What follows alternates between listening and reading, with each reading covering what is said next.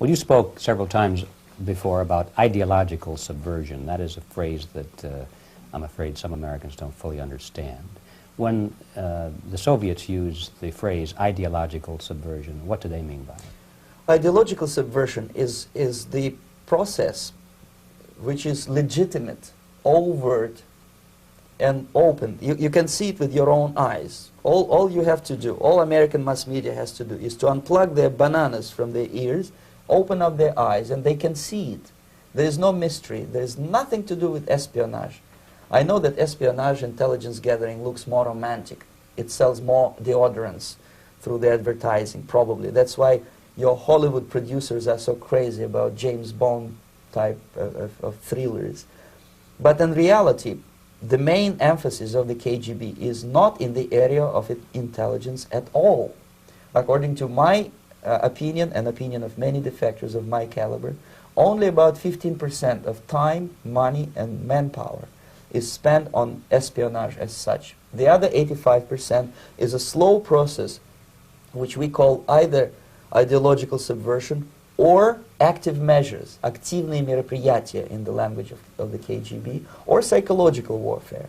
What it basically means is to change the perception of reality of every American to such an extent that despite of the abundance of information, no one is able to come to sensible conclusions in the interests of defending themselves, their families, their community, and their country. It's a great brainwashing process which goes very slow, and it's divided in 4 basic stages. The first one being demoralization. It takes from 15 to 20 years to demoralize a nation. Why that many years? Because this is the minimum number of years which requires to educate one generation of students in the country of your enemy, exposed to the ideology of the enemy. In other words, Marxism-Leninism ideology is being pumped into the soft heads of at least 3 generations of American students without being challenged or counterbalanced by the basic values of Americanism, American patriotism. The result you can see. Most of the people who graduated in the 60s, dropouts or half-baked intellectuals, are now occupying the positions of power in the government, civil service, business, mass media, educational system. You are stuck with them. You cannot get rid of them. They are contaminated. They are programmed to think and react to certain stimuli in a certain pattern. You cannot change their mind, even if you expose them to authentic information, even if you prove that white is white and black is black, you still cannot change the basic perception and the logic of behavior. In other words, these people, the process of demoralization is complete and irreversible. To get rid society of these people, you need another 20 or 15 years to educate a new generation of patriotically minded and common sense people who would be acting in favor and in the interests of the United States society. And yet these people who've been programmed and, as you say, in place, and Yes. who are favorable to an opening with the Soviet concept, these are the very people who would be marked for extermination in this country? Most of them, yes. Simply because the psychological shock when they will see in future what the beautiful society of equality and social justice means in practice, obviously they will revolt. They will be very unhappy, frustrated people. And the Marxist-Leninist regime does not tolerate these people. Obviously they will join the links of dissenters, dissidents. Unlike in present United States, there will be no place for dissent in future Marxist-Leninist America. Here you can get popular like Daniel Ellsberg and filthy rich like Jane Fonda for being dissident, for criticizing your Pentagon. In future, these people will be simply squashed like cockroaches. Nobody is going to pay them nothing for their beautiful, noble ideas of equality. This they don't understand, and it will be a greatest shock for them, of course. The demoralization process in the United States is basically completed already. For the last 25 years, actually it's overfulfilled, because demoralization now reaches such areas where previously not even Comrade Andropov and all his experts would even dream of such a tremendous success. Most of it is done by Americans to Americans, thanks to lack of moral standards. As I mentioned before, exposure to true information does not matter anymore. A person who was demoralized is unable to assess true information. The facts tell nothing to him. Even if I shower him with information, with authentic proof, with documents, with pictures, even if I take him by force to the Soviet Union and show him concentration camp, he will refuse to believe it until he is going to receive a kick in his fat bottom. When a military boot crashes his, then he will understand, but not before that. That's the tragic of the situation of demoralization. So basically America is stuck with demoralization, and unless, even if you start right now, here, this minute, you start educating new generation of Americans, it will still take you 15 to 20 years to turn the tide of ideological perception of reality back to normalcy and patriotism. The next stage is destabilization. This time, subverter does not care about your ideas and the patterns of your consumption. Whether you eat junk food and get fat and flabby, it doesn't matter anymore. This time, and it takes only from 2 to 5 years to destabilize a nation, what matters is essentials: economy, foreign relations, defense systems.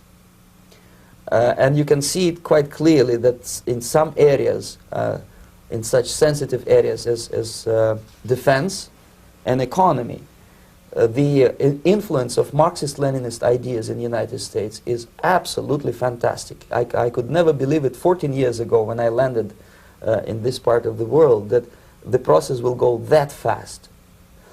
The next stage, of course, is crisis. It may take only up to 6 weeks to bring a country to the verge of crisis. You can see it in Central America now. And after crisis, with a violent change of power, structure, and economy, you have so-called the period of normalization. It may last indefinitely. Normalization is a cynical expression borrowed from Soviet propaganda. When the Soviet tanks moved into Czechoslovakia in '68, Comrade Brezhnev said, "Now the situation in brotherly Czechoslovakia is normalized." This is what will happen in the United States if you allow all these schmucks to bring the country to crisis, to promise people all kind of goodies and the paradise on earth, to destabilize your economy, to eliminate the principle of free market competition, and to put a big brother government in Washington, D.C., with benevolent dictators like Walter Mondale, who will promise lots of things, never mind whether the promises are fulfillable or not. He will go to Moscow to kiss the bottoms of new generation of Soviet assassins. Never mind. He will create false illusions that the situation is under control. Situation is not under control. Situation is disgustingly out of control. Most of the American politicians, media, and educational system trains another generation of people who think they are living at a peacetime. False. United States is in the state of war, undeclared total war against the basic principles and the foundations of this system. And the initiator of this war is not Comrade Andropov, of course. It's the system. However ridiculous it may sound, the world communist system or the world communist conspiracy, whether I scare some people or not, I don't give a hoot. If you are not scared by now, nothing can scare you. But you don't have to be paranoid about it. What actually happens now, that unlike myself, you have literally several years to live on unless the United States wake up. The time bomb is ticking. With every second, the disaster is coming closer and closer. Unlike myself, you will have nowhere to defect to, unless you want to live in Antarctica with penguins. This is it. This is the last country of freedom and possibility. Okay, so what do we do? What is your recommendation to the American people? Well, the immediate thing that comes to my mind is, of course, There must be a very strong national effort to educate people in the spirit of real patriotism, number one. Number two, to explain them the real danger of socialist, communist, whatever, welfare state, big brother government. If people will fail to grasp the impending danger of that development, nothing ever can help United States. You may kiss goodbye to your freedom, including freedoms to homosexuals, to prison inmate. All this freedom will vanish, evaporate in 5 seconds, including your precious lives.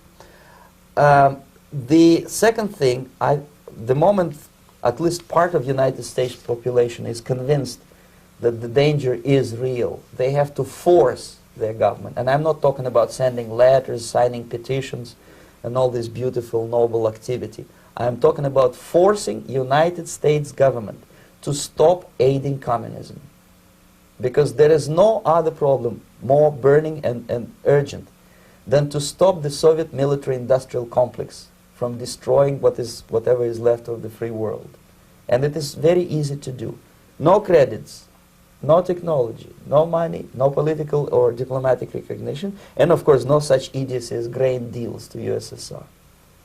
The Soviet people, 270 millions of Soviets, will be eternally thankful to you if you stop aiding a bunch of murderers who sit now in Kremlin and whom President Reagan respectfully calls government. They do not govern anything, least of all such complexity as the Soviet economy.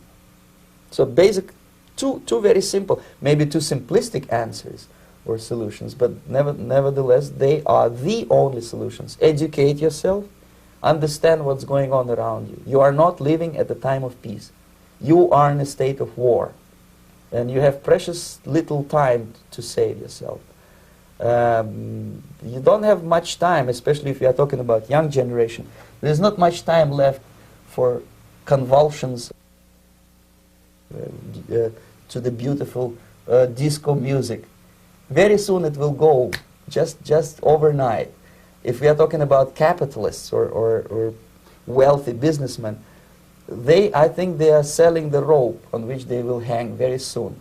If they don't stop, if they cannot curb their unsettled desire for profit, and if they keep on trading with the monster of the Soviet communism, they are going to hang very soon. And they will pray to be killed, but unfortunately they will be sent to Alaska probably to manage industry of slaves.